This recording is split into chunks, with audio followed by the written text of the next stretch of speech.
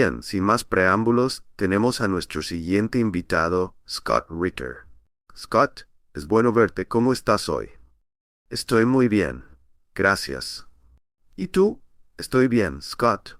Tenemos mucho de qué hablar, pero quería asegurarme de que todos supieran que tu sitio web está en la descripción del video y ahí es donde todos pueden encontrar tu trabajo y apoyarte si pueden. Scott, ¿por dónde empezamos? ¿Qué tal si comenzamos con la línea directa de Vladimir Putin, su enorme conferencia de prensa? Pero en vista de los eventos recientes vimos que Rusia atacó Kiev el 19 de diciembre, creo que fue un viernes, en represalia por los ataques que han estado golpeando constantemente el territorio ruso. Y por supuesto, también está la cuestión de Igor Kirillov, el general principal de la División de Defensa Nuclear, Biológica y Química del Ministerio de Defensa de Rusia. ¿Cómo ves estos eventos y cómo mides esta represalia y hacia dónde crees que van las cosas desde aquí? Bueno, si te centras en la represalia, te pierdes en los detalles. Tienes que retroceder y entender que estamos en un periodo de transición en este conflicto, uno que tiene el potencial de ver este conflicto llegar a su fin. Por supuesto, terminará con una victoria estratégica rusa. Rusia tiene que manejar muchas complejidades aquí. ¿Cómo gestionas el campo de batalla y tus victorias en él, y luego la necesidad de seguir presionando a Ucrania y al hacerlo a la OTAN y a Estados Unidos con la dinámica política? Hay mucha gente que simplemente dice que Rusia no debería comprometerse con nada, solo avanzar a toda velocidad. Mencionaste la conferencia de Putin. Bueno, la economía rusa no está al borde del colapso ni nada parecido. Putin reconoció que las sanciones tienen un impacto y que Rusia está haciendo ajustes. No había pánico en su voz, era solo una declaración de hecho de que las sanciones tienen un impacto. Por lo tanto, es de interés a largo plazo de Rusia volver a equilibrar su economía, y no puedes hacer eso mientras estás en guerra. Y entonces Rusia tiene el problema de cómo trabajar con China para contrarrestar esta nueva América que viene hacia ellos. La administración Trump no va a ser la administración Biden. No va a tratar sobre la búsqueda del orden internacional basado en normas que sustentó la política de seguridad nacional de la administración Biden. Trump tiene este enfoque nebuloso de América primero, paz a través de la fuerza, que podría ser beneficioso tanto para Rusia como para China en términos de traer estabilidad, pero también podría traer conflicto y tiene que ser gestionado con mucho cuidado. Y es mejor manejar eso en un entorno donde Estados Unidos no está en un lado de un conflicto que tiene a Rusia en el otro lado. Eso está en Ucrania. Así que hay mucha presión sobre Putin para poner fin a este conflicto. Y todo lo que hace tiene que ser medido en ese sentido. Creo que los rusos creen que era necesario tomar represalias por los ataques y por el asesinato del teniente general Kirillov. Pero cómo tomas represalias también es importante. ¿Qué señales estás enviando? Recuerda que hay muchas señalizaciones entre Putin y Trump que no se pueden hacer normalmente. Esperarías que tomaran una llamada telefónica y tuvieran una conversación, pero eso no está ocurriendo, y no puede ocurrir ahora. Trump no es el presidente, no puede estar negociando detrás de Joe Biden. Así que lo que sucede es que terminas enviando mensajes. Creo que toda la presentación de Putin fue un mensaje gigante. Creo que cada vez que Trump sale y hace su conferencia de prensa, es un mensaje ya sea Tucker Carlson, este periodista independiente, cercano a Trump, fue a Rusia, tuvo una entrevista con Lavrov el mismo año que tuvo una entrevista con Putin. ¿Fue eso un mensaje? Podría ser. Hay muchas señales enviadas y lo que no quieres hacer es interrumpir esas señales haciendo una reacción exagerada o haciendo algo que cambie el cálculo político. Así que sí, creo que uno de los objetivos alcanzados fue la sede del SBU. Es un objetivo justificable, pero no fue alcanzado con 3 Arashniks. Rusia hizo lo que tenía que hacer, pero no sobreseñaló. Es un tiempo extraño, porque como analista externo, es muy difícil saber qué es importante para los rusos. Puedo sentarme aquí y especular, pero ¿cuál es la prioridad de Rusia? ¿La economía? ¿Atar cabos geopolíticos sueltos? Trump ha dicho que va a apuntar a China en un esfuerzo por alejar a China de Rusia, pero ¿se siente Rusia vulnerable en eso? ¿Qué medidas se tomarán para preservar la relación chino-rusa? Todos estos son factores que se traen a la mesa cuando Putin sostiene sus pequeñas reuniones de círculo interno, y no somos privados de ellas. Así que no sabemos cuáles son las prioridades. Pero como Ray McGovern, con quien estás muy familiarizado, ha dicho a menudo, es imperativo que escuchemos lo que los rusos están diciendo. Así que lo que aconsejaría a todos es volver y leer la totalidad de la conferencia de Putin. No puedes elegir y escoger. No es así como Putin ha trabajado durante los 25 años como líder de Rusia. Él dice lo que quiere decir, y hay un significado en cada palabra. Aunque esa conferencia de prensa sea una gira de fuerza de horas de hablar improvisado, no hay nada improvisado sobre lo que Putin está diciendo. Está preparado para cada pregunta, conoce estos problemas por dentro y por fuera, y no va a sentarse allí y decir cosas que no están respaldadas por la intención del gobierno ruso.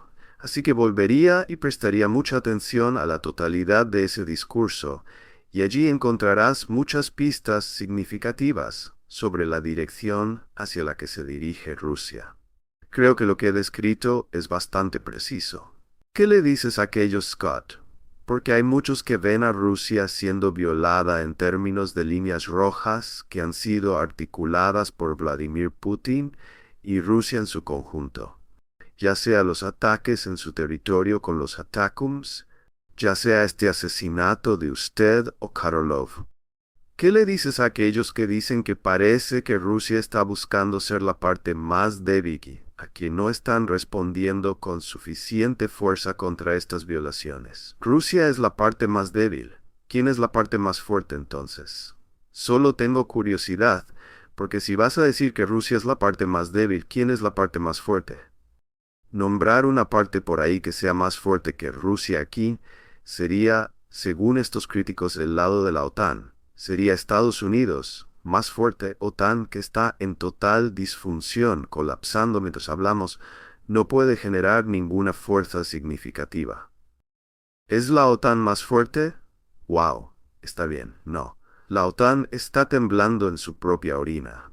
Nadie es más fuerte que Rusia en este asunto. Por eso Rusia puede permitirse tomar los pequeños golpes. Quiero decir, Rusia ha trazado líneas rojas. Si piensas que Rusia es la parte más débil, entonces pregúntale al general Brown cuántas veces cambió su ropa interior después de la conversación con Gerasimov sobre los límites del ataque en esto que Rusia tolerará. Pregunta al analista de la CIA que tuvo que sentarse y decir, ¿está Rusia faroleando? Y estar obligado a sentarse y decirle al Congreso y a la Casa Blanca que no están faroleando. Si los empujas demasiado, habrá una guerra nuclear. Rusia no está faroleando. Rusia no es la parte más débil. Rusia es la parte más inteligente. Y la última vez que verifiqué en el campo de batalla eran las fuerzas rusas las que avanzaban significativamente todos los días, infligiendo bajas horribles a los ucranianos y no al revés. Es Occidente respondiendo a Rusia políticamente. Es Rusia la que domina la narrativa sobre cualquier negociación potencial. Así que esto es solo una tontería. Esto es un acto desesperado por parte de gente desesperada diciendo, oh mira, importamos. No importas. No importas en absoluto. Occidente no importa, ya sabes. Y eso es solo esto. Y esto es algo que Trump necesita entender. Sigue poniendo a estas personas ahí afuera, como Keith Kellogg, que dices cosas que implican que Rusia está de alguna manera en sus patas traseras. No, Rusia no está en sus patas traseras. Rusia quisiera un final políticamente aceptable para este conflicto, pero Rusia no va a regalar ninguna de las cosas que ha ganado. Quiero decir, puedo garantizar esto. Cuando este conflicto termine, habrá al menos 5 territorios en su totalidad que serán parte de Rusia. Kherson, Zaporizhia, Donetsk, Lugansk, incluyendo la orilla derecha de Kherson, Crimea. Todo esto será Rusia y será reconocido por Occidente y Ucrania como Rusia legalmente. No va a haber nada de esto en los Bálticos, ya sabes, donde los Bálticos son parte de la Unión Soviética, pero Occidente dice que no, no lo son, van a dibujar una pequeña cosa. No, Rusia no va a permitir que eso suceda, porque entonces el conflicto continuará, y luego verás, y ha habido insinuaciones de esto tanto por parte de Putin como de Medvedev, que habrá territorios adicionales. Quiero decir, esta es la realidad de la situación. Occidente literalmente no tiene influencia. Rusia puede ir tan lejos como quiera ir durante tanto tiempo como quiera ir. Ucrania está colapsando. Ucrania no sobrevivirá este año. Su ejército están bajando a chicos de 18 años de las calles para venir y llenar los huecos. Ya sabes, los números que están saliendo son reconocidos. Olvídate de todo este disparate de Keith Kellogg sobre el petróleo. Ucrania solo ha sufrido 150,000 muertos. Tierra 1.1 millón. Está bien. Ucrania ha reconstruido 4 ejércitos y ahora van a tener que reconstruir un quinto y se han quedado sin mano de obra. No quedan hombres, no queda nadie para luchar contra los rusos. Mientras tanto, los rusos no se han quedado sin mano de obra. No creas este disparate del asalto de la ola humana. Rusia no está lanzando asaltos de olas humanas. Las batallas son sangrientas, pero Rusia domina estas batallas. La única vez que Ucrania tiene una ventaja en el campo de batalla es cuando inundan la zona con drones. Y eso es una ventaja temporal, sí, es una mala noticia para los rusos que están recibiendo el golpe, pero no cambia el resultado del campo de batalla. Eventualmente la supremacía rusa en el poder aéreo, la artillería y las comunicaciones, y la capacidad de interferir, etc. prevalecen, y por eso Rusia está avanzando todos los días a lo largo de toda la línea de contacto, porque están dominando el campo de batalla. Así que el occidente es patético ahora mismo, ya sabes, es básicamente una guerra de información. Lo que me hace reír es que los rusos no pierden el sueño por ninguna de las tonterías que a paredios estadounidenses, solo nosotros, los analistas occidentales, nos alteramos por ello. Ya sabes, el economista dijo esto. ¿Desde cuándo el economista ha dicho algo preciso sobre Rusia? El Financial Times dice esto y el New York Times encabeza con un titular. Así que nada de eso es preciso. Es toda propaganda y todo está diseñado para girar no a Rusia sino a nosotros. ¿Por qué? Porque quieren que sigamos apoyando la transferencia de miles de millones de dólares a Ucrania. Pero eso es simplemente, ya sabes, tirar buen dinero tras malo, apostar al tonto. No veo ningún pánico en los ojos de ningún funcionario ruso que hable. Mira al secretario general Ruta la próxima vez que hable, es el señor Twitch, nada más que pánico. Mira a cualquiera que hable sobre el conflicto por parte de Occidente, pánico, temblando, incierto. Luego mira a los rusos hablar, firmes, tranquilos, porque saben quién está ganando y no les importa lo que nosotros en Occidente pensemos. La única realidad que les importa es la realidad en el campo de batalla. Bueno, escuchemos realmente un breve clip de Vladimir Putin para verificar o validar o la falta de ello o lo contrario, Scott. Veamos. Esto es lo que Vladimir Putin tenía que decir sobre esa situación en el campo de batalla. Nuestro ejército está progresando, están avanzando, y el enemigo no puede mantener las posiciones. Se retiraron, organizaron algunas defensas, pero no pueden mantener esas defensas porque mañana será el próximo avance. Así que no pueden detener a nuestro ejército. Y si paramos durante una semana, les daremos tiempo para hacer de esas posiciones una fortaleza. Les daremos tiempo para obtener suministros adicionales y equipo militar adicional. Y lo que es muy importante, podrán entrenar personal adicional. Scott, no suena tanto como alguien que está en el lado más débil o el lado del pánico tus pensamientos. Sí, no, eso es lo que dije. No va a haber Ya sabes, la noción de que va a haber un alto el fuego o un congelamiento en el campo de batalla. Acaba de decirlo. Es absurdo. Ya sabes, estamos hablando cuando hablamos de Ucrania. Estamos hablando de un ejército muy grande, muy sofisticado, con armas muy mortales en manos de hombres que en su mayor parte están preparados para morir, para defender una posición, y se necesita mucho para sacar ese tipo de ejército, ya sabes, fuera de equilibrio. Los ucranianos, especialmente en la región de Donbass, han tenido 14 años para trincherarse, y tenían defensas en profundidad. Y lo que ha sucedido es que Rusia, a través de una tremenda cantidad de sacrificio y perseverancia, ha roto esa zona defensiva, y ahora los ucranianos están retrocediendo a posiciones no preparadas.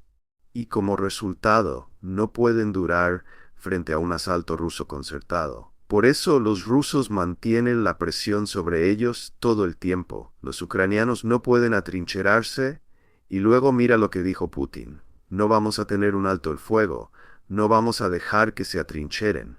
No vamos a dejar que vuelvan a establecer, ya sabes, una línea fortificada de defensa que ahora nos detenga. Y una vez que detengas eso, los ucranianos pueden endurecerse a lo largo de la línea.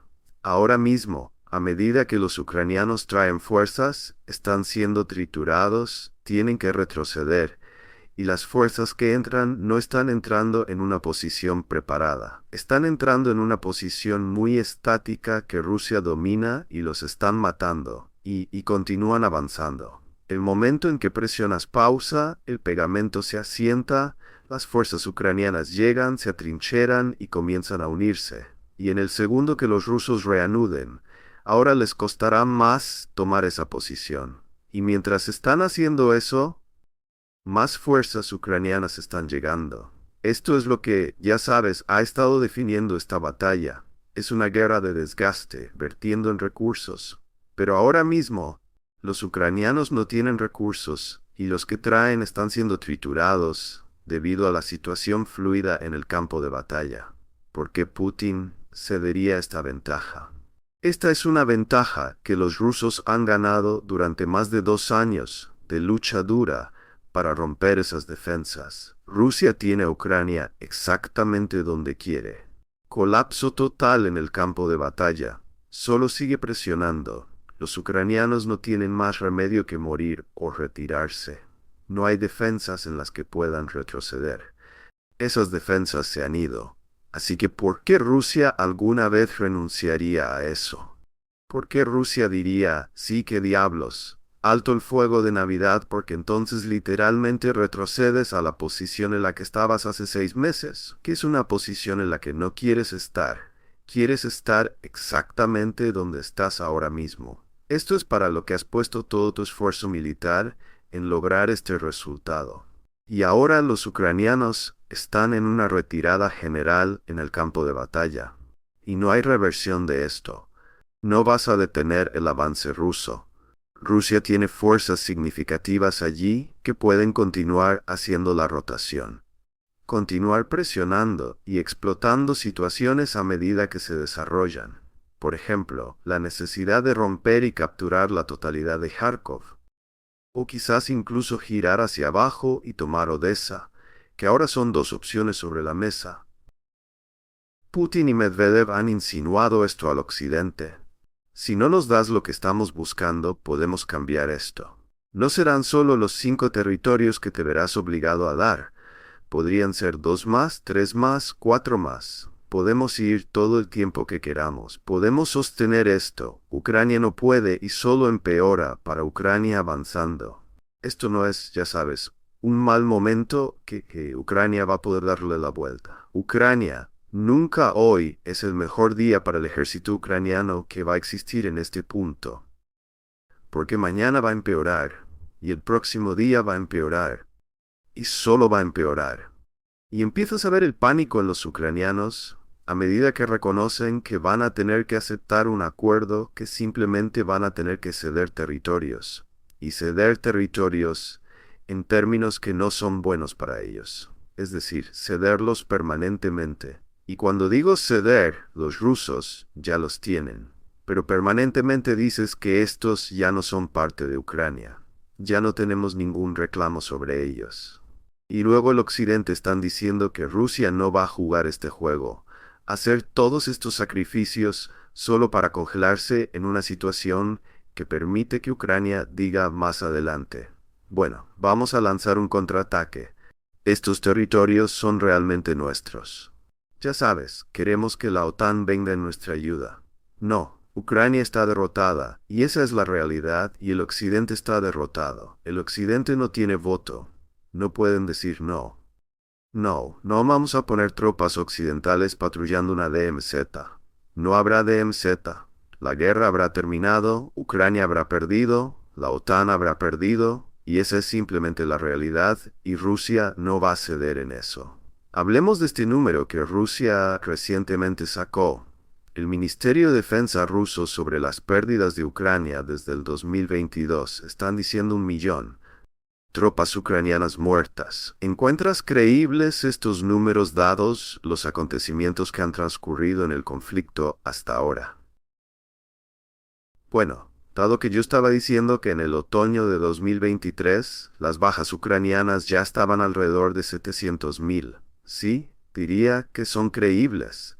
Ya sabes, incluso podrían estar subestimando, porque simplemente no sabemos. Ucrania es un régimen corrupto, poblado por generales que no se preocupan por los hombres que lideran. Los ven como recursos desechables y ven sus muertes como una forma de ganar dinero. Pregúntale a todas. ¿Hay cientos de miles de viudas ucranianas por ahí, o realmente son viudas? Pero el gobierno no reconocerá su estatus de viuda. No reconocerán que estos hombres han muerto. ¿Por qué? Para hacer eso, tienes que hacer ese pago.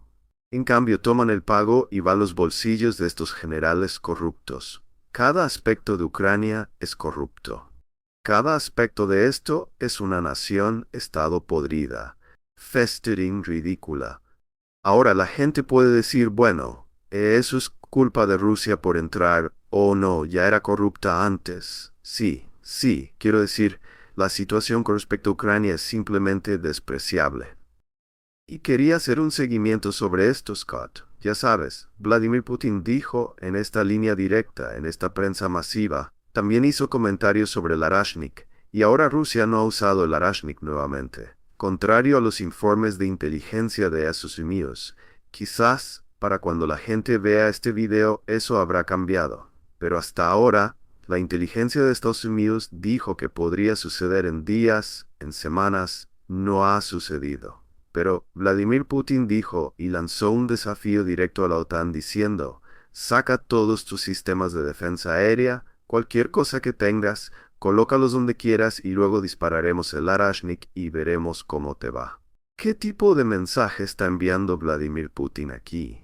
¿Está faroleando como muchos han insinuado? ¿O es esto una advertencia directa de que el Arashnik es de hecho real? Bueno, el Oreshnik es real, quiero decir, existe, fue lanzado, hay más de ellos, Rusia los ha puesto en producción en serie, pero creo que la gente necesita entender que el Arashnik es un sistema estratégico.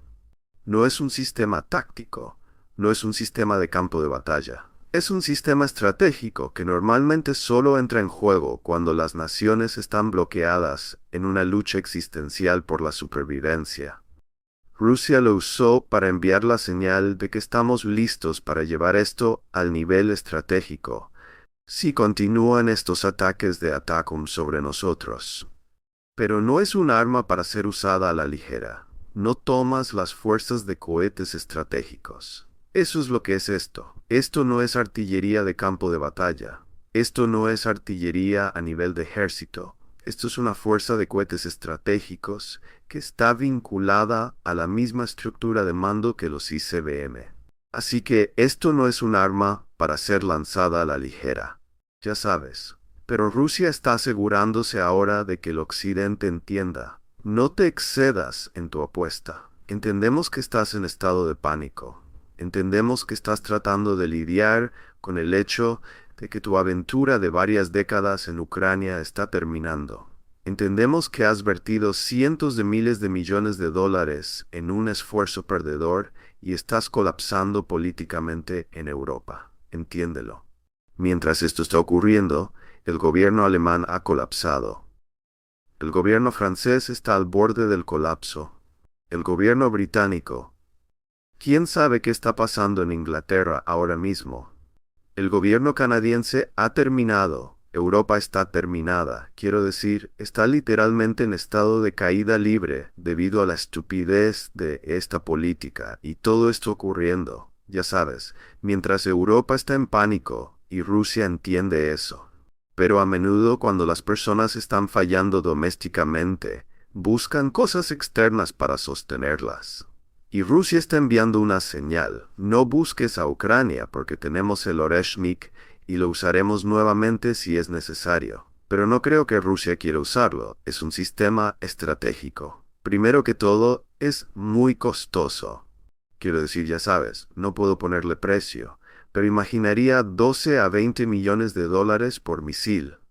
Quizás en el extremo inferior. Pero este es un misil nuevo que todavía era experimental. Y entonces hay algunos artículos de producción limitada por ahí. Mi entendimiento es que sacaron cosas que ya estaban en desarrollo. No hay nada nuevo sobre él. Básicamente lo que es nuevo sobre eso es que tomaron una pieza aquí, una pieza allá, una pieza allá, una pieza allá, las juntaron y dijeron voilá. Tenemos un sistema.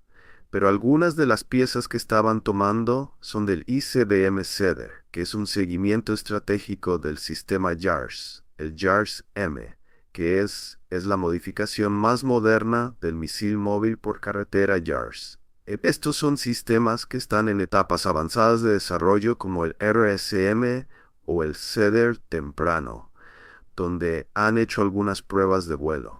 Mi entendimiento es que la primera etapa del Oreshnik es la primera etapa del ICBM Cedar. El ICBM Cedar incorpora algunas de las tecnologías más avanzadas cuando se trata de combustible sólido de cohetes.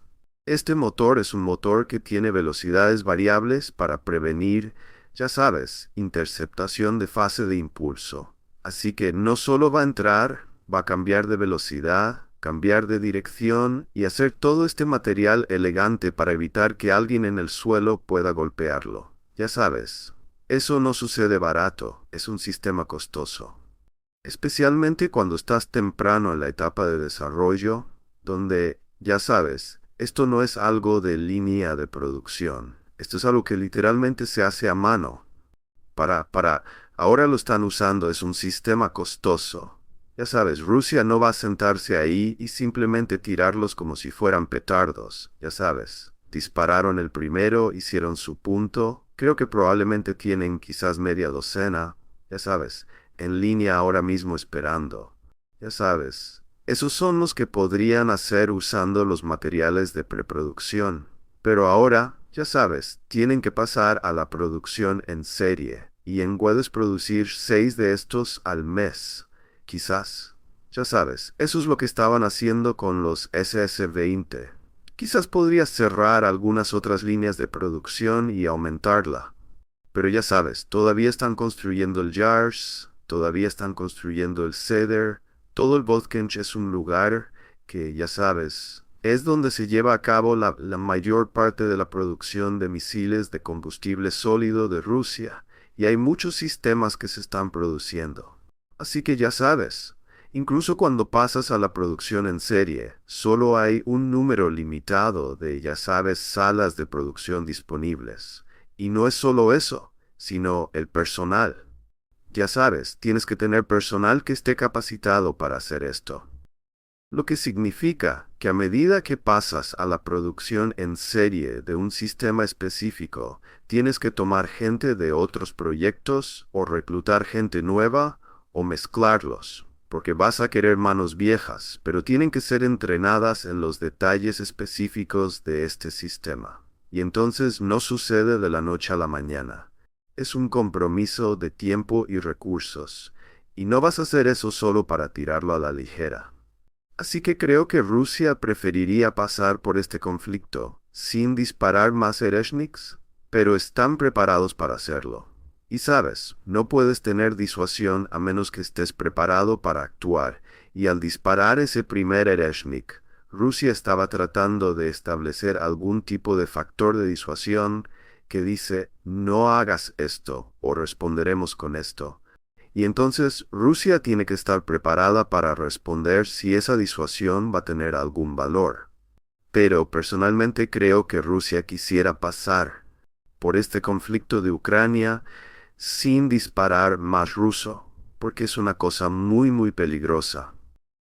Porque, ¿cuál es el próximo paso de escalada después de que una vez que disparar el ruso se convierta en la norma y las personas contra las que estás disparando no cambien su trayectoria estratégica? ¿Cuál es el próximo nivel de escalada? Y luego llegamos a armas nucleares, y esa es solo una dirección en la que no queremos ir. Bueno, Scott, he estado recibiendo mensajes, he estado escuchando esto, he estado viendo esto ser debatido sobre el Arashnikov, y después de su uso, esta idea de que, bueno, el uso del Arashnikov parece no haber establecido la disuasión porque los ATACMS, las Storm Shadows siguen cayendo en Rusia. ¿Qué dices a esto, en vista del hecho de que estás diciendo que Rusia tiene un general? Ellos necesitan usar estos estratégicamente. ¿Qué dices a aquellos que dicen que, bueno, estos misiles todavía están llegando a Rusia y la disuasión no se ha establecido? De nuevo, no sé exactamente qué se dijo entre Gerasimov y Brown en noviembre. Gerasimov es el jefe de Estado Mayor de las Fuerzas Armadas rusas y el general Brown es el presidente de los jefes de Estado Mayor conjuntos. Pero se ha insinuado desde varias fuentes que Gerasimov puso a Brown en aviso de que si disparas a Takum a cierto alcance, solo vamos a golpear a los ucranianos. Y lo hicieron, quiero decir. Recuerda el gran ataque que sacó la infraestructura energética ucraniana.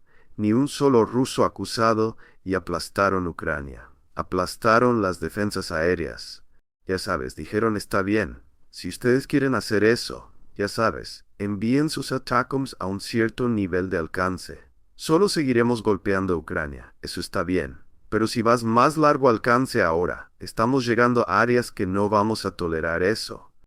Y no solo será ruso, sino que será nuclear también. No vamos a dejar que golpees profundamente en Rusia de nuevo.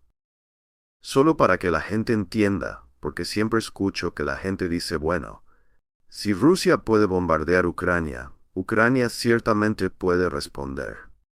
Rusia dejó claro en 2021 que una de las líneas rojas existenciales para ellos era el despliegue de la capacidad de ataque a larga distancia de la OTAN en Ucrania.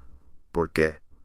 Porque Rusia, ya sabes, heredó un sistema de defensa estratégica de la Unión Soviética. La Unión Soviética, cuando construyó un sistema de defensa estratégica, tenía a Ucrania incorporada en él. Lo que significa que todo lo que se suponía que estaba en la retaguardia, lejos de la capacidad de ataque táctico inmediato del Occidente, todos los radares, los centros de mando y control, las instalaciones logísticas, todas estas cosas ahora con Ucrania no siendo parte de la Unión Soviética. Las distancias son mucho más cortas.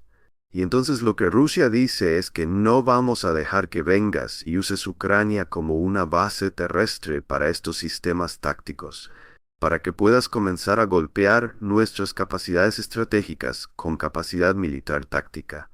No va a suceder. Hicieron ese punto, no va a suceder. No lo toleraremos.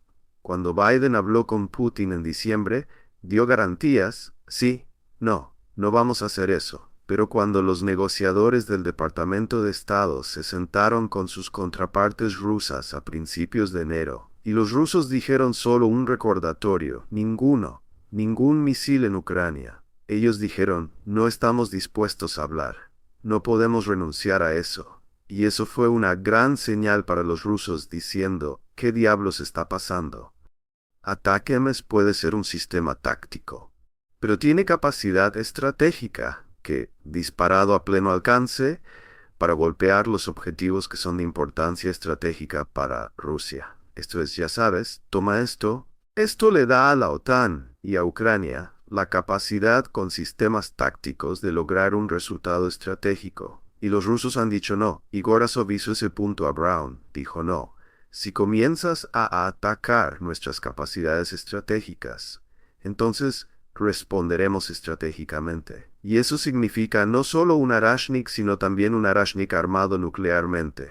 No estamos jugando este juego. Y entonces ya sabes, hay un entendimiento de que los ataques de Atacames pueden continuar y lo son. Pero mira lo que sucedió. Cada vez que disparan los Atacames, Ucrania solo recibe una paliza. ¿Crees que Rusia va a perder porque un par de Atacames aterrizaron en un aeródromo, porque un par de Atacames sacaron un compromiso? Esto es guerra. Rusia ha estado librando una guerra durante 2 años y medio. Han sufrido bajas, saben cómo tomar pérdidas. Esto es, ya sabes, es trágico para las personas que están muriendo. Pero esto es guerra. Sucede todo el tiempo. Cosas malas suceden, pero eso es táctico. Tal vez operacional, pero no estratégico.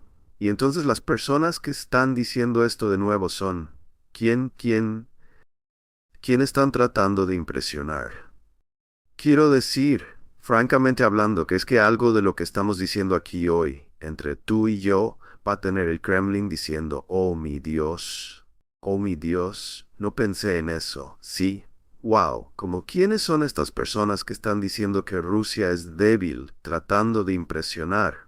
¿Crees que Putin se despierta por la mañana y dice, maldita sea? Scott Ritter en el programa de Danny Haiphong dijo que si siguen cruzando una línea roja, Rusia está derrotada. A Rusia no le importa ninguna de esta conversación que estamos teniendo ahora mismo. No les importa. No mueve su aguja en absoluto. Así que esta es una conversación que está teniendo lugar dentro de los confines limitados de los analistas occidentales. Esto es sobre analistas occidentales tratando de impresionar a los analistas occidentales. Y entonces, ¿quiénes son las personas que están diciendo esto? Ahora, el peligro viene es que a veces cuando estos analistas dicen cosas, personas como Keith Kellogg lo recogen y luego se convierte en parte de la política. Y entonces, Rusia tiene que responder a eso. Pero nuevamente, Rusia responde a eso ignorándolo. Simplemente diciendo, quiero decir nuevamente, ¿qué va a hacer Keith Kellogg cuando él armado, con la estupidez con la que está armado, se le va a permitir aterrizar en Moscú? ¿Por qué los rusos, si fuera yo, si fuera ruso, diría no queremos hablar con él sobre eso? No tenemos ningún deseo de hablar con él sobre eso, ya sabes. Nos gustaría hablar con Trump. Y Trump va a tener que cambiar su actitud antes de que lo traigamos. Creo que, ya sabes, la administración Trump va a tener un diálogo significativo con los rusos, pero no basado en ninguna estupidez que Keith Kellogg esté ahí fuera. Los rusos tratan con la realidad, no tratan con ficción, no tratan con fantasía. Y eso es lo que todas estas líneas rojas son, ficción y fantasía. Cuando Rusia necesita establecer una línea roja, la pone ahí en términos inequívocos. Y estoy bastante seguro de que esa fue la conversación entre Gerasimov y Brown. Eso no significa ahora que Estados Unidos no buscará disparar un ataque de largo alcance, pero si lo hace, la respuesta rusa será inmediata y será significativa, ¿sí? Y quizás, antes de seguir adelante, Scott, si pudieras recordar, porque creo que parte de esto también es un malentendido completo, porque creo que tenemos muchas personas digiriendo esto. Ya sabes, mencionaste la clase política como funcionarios designados por Trump, tal vez adoptando lo que les están diciendo los think tanks, los analistas occidentales, que entran en los medios occidentales y hablan así, pero creo que también sucede a personas que ven este programa, que quieren entender mejor qué está pasando realmente. Quizás puedas recordarles a las personas sobre la estrategia real de Rusia aquí, cómo están respondiendo realmente y avanzando hacia esta victoria estratégica sobre la OTAN. Porque creo que a veces la gente olvida que las líneas rojas son sí, líneas rojas. Pero hay este conflicto más grande, esta guerra más grande que se está librando ahora mismo. Bueno, primero que todo tenemos que entender que esta es una guerra que fue llevada a Rusia. Rusia no comenzó esta guerra. Ya sabes, hubo una admisión asombrosa por parte de Tony Blinken. Dijo que durante los últimos 20 años hemos estado tratando de eliminar al gobierno sirio. Quiero decir, todos lo sabían. Pero estoy aquí para decirte que desde el fin de la Guerra Fría o desde el fin de la era de Yeltsin de la Guerra Fría, Estados Unidos ha tenido como política hacia Rusia la derrota estratégica de Rusia, buscando desmembrar a Rusia, el desenfranquiciamiento permanente de Rusia, el debilitamiento de Rusia. Ese es el objetivo, y el objetivo de Estados Unidos. Todo lo que hemos hecho es lograr ese resultado, y Ucrania ha jugado un papel muy importante en esto. Es por eso que en 2008 avanzamos para traer a Ucrania a la OTAN. No porque amemos a Ucrania y pensemos que Ucrania es genial, porque reconocemos lo que eso hace estratégicamente a Rusia, debilita a Rusia y podría provocar, ya sabes, el colapso del gobierno de Putin. Ese es su objetivo. El colapso de la economía rusa y el colapso de la cohesión rusa. Así que Rusia pueda ser desmembrada. No puedes olvidar nada de esto. Esto es porque esto está sucediendo ahora mismo. Es por eso que Estados Unidos respaldó las revoluciones de colores en Ucrania en 2004, 2005. Esa fue una operación de la CIA diseñada para inyectar nacionalistas ucranianos para eliminar el elemento prorruso. Mira el ciclo. Trajeron a Yushchenko, y fue, ya sabes, Yanukovych nuevamente perdido, y el objetivo era inyectar nacionalismo ucraniano. Pero hubo una resistencia. ¿Recuerda? Yushchenko elevó a bandera al héroe de Ucrania. Hubo algo de resistencia en eso, y luego fue votado, y Yanukovych regresó, y entonces se movieron para eliminar a Yanukovych nuevamente. Pero esta vez no podían permitir que Yanukovych se recuperara. Ya ves, puedes eliminarlo políticamente, pero luego entras en este ciclo. Y entonces lo que tenían que hacer en 2014 no es solo eliminar a Yanukovych, sino eliminar el elemento político ruso dentro de Ucrania. Eso es de lo que se trataba todo esto. Para armar el nacionalismo ucraniano, para suprimir el componente político ruso, el componente ruso hablante de Ucrania, para que nunca más Rusia pudiera ser representada en Kiev. Solo serían nacionalistas ucranianos, y esto se hizo para que Ucrania se convirtiera en un arma para desmantelar a Rusia. Y los rusos correctamente recogieron esto y dijeron que eso no va a suceder. No vamos a permitir que desenfranquicies al elemento ruso hablante de Ucrania. Y eso llevó a la toma de Crimea y al comienzo de una contrarrevolución en el Donbass para empujar de vuelta contra los nacionalistas. 2014-2015. Los rusos tenían al ejército ucraniano rodeado, iban a aniquilarlos, y eso habría sido el fin. Poroshenko, en pánico, llama a Putin. Putin le dice, dame 24 horas y detendré la operación. Y Poroshenko se va y habla con Obama, y Obama dice, no hagas eso. Firma el acuerdo de Minsk. Firmaremos el acuerdo de Minsk. Es una promesa vacía. Nunca tuvieron la intención de cumplirlo.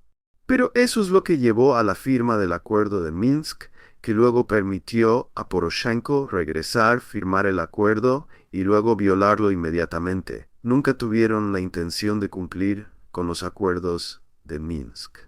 Fue solo una forma de sacar al ejército ucraniano de esa situación comprometida. Pero lo que Rusia ha estado tratando de hacer desde entonces es, ya sabes, no permitir que Ucrania se convierta en este punto de lanza que podría ser usado para desestabilizar, desenfranquiciar y finalmente desmembrar a Rusia. Eso es lo que está en juego aquí. Eso es lo que siempre ha estado en juego aquí. Y es por eso que Rusia no está jugando, no están faroleando, no están haciendo esto como una especie de juego. Esto es existencial para ellos. Y es por eso que han trazado estas líneas rojas y han dicho, no vamos a permitir que crucen estas líneas rojas. Y si lo hacen, habrá consecuencias. Y esas consecuencias ahora incluyen el uso de armas nucleares, porque ya sabes, hemos llegado a ese punto donde si cruzas esa línea, entonces lo que estás haciendo es amenazando la existencia misma de Rusia. Y no van a permitir eso. No pueden permitir eso. No van a permitir eso. Y eso es lo que está en juego. Eso es lo que siempre ha estado en juego. Y eso es lo que continúa estando en juego. Y eso es lo que la gente necesita entender cuando estamos hablando sobre esta situación en Ucrania.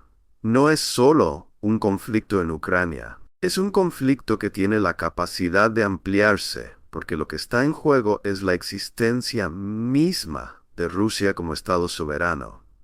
Ya sabes, como una entidad que puede sobrevivir, porque si Ucrania tiene éxito, si el Occidente tiene éxito en hacer lo que está tratando de hacer en Ucrania, entonces Rusia no sobrevivirá como la conocemos. Y eso es lo que está tratando de prevenir. Así que sí, estas son las líneas rojas. Pero recuerda, esto es mucho más grande que eso. Esto es sobre la supervivencia de un Estado-nación frente a un esfuerzo concertado por parte de una alianza de poderes que tienen como objetivo final no solo el cambio de régimen en Moscú, sino el desmantelamiento de la Federación Rusa como la conocemos. Y eso no es aceptable para los rusos, no es aceptable para Putin y no debería ser aceptable para nadie que esté observando esto, porque lo que está en juego es la guerra en su forma más fundamental. Y eso es lo que estamos viendo aquí. Y eso es por lo que esta lucha es tan feroz. ¿Y por qué las apuestas son tan altas? ¿Y por qué las líneas rojas son lo que son? Porque no se trata solo de tácticas, no se trata solo de operaciones, se trata de estrategia y se trata de supervivencia. Y eso es lo que está en juego aquí. Así que eso es lo que la gente necesita entender cuando hablamos de esta situación en Ucrania. No es solo un conflicto en Ucrania. Es un conflicto que tiene el potencial de expandirse, porque lo que está en juego es la existencia misma de Rusia como un Estado soberano. Ya sabes, como una entidad que puede sobrevivir, porque si Ucrania tiene éxito, si Occidente tiene éxito en está tratando de hacer en Ucrania, entonces Rusia no sobrevivirá como la conocemos. Y eso es lo que está tratando de prevenir. Entonces sí, estas son las líneas rojas, pero recuerda, esto es mucho más grande que eso. Esto es sobre la supervivencia de una nación-estado, frente a un esfuerzo concertado por parte de una alianza de potencias que tienen como objetivo final no solo el cambio de régimen en Moscú, sino el desmantelamiento de la Federación Rusa, como la conocemos. Y eso no es aceptable para los rusos. No es aceptable para Putin y no debería ser aceptable para nadie que esté observando esto, porque lo que está en juego es la guerra en su forma más fundamental. Y eso es lo que estamos viendo aquí, y eso es por lo que esta lucha es tan feroz, y por qué las apuestas son tan altas, y por qué las líneas rojas son lo que son. Porque no se trata solo de tácticas, no se trata solo de operaciones. Se trata de estrategia y se trata de supervivencia. Y eso es lo que está en juego aquí.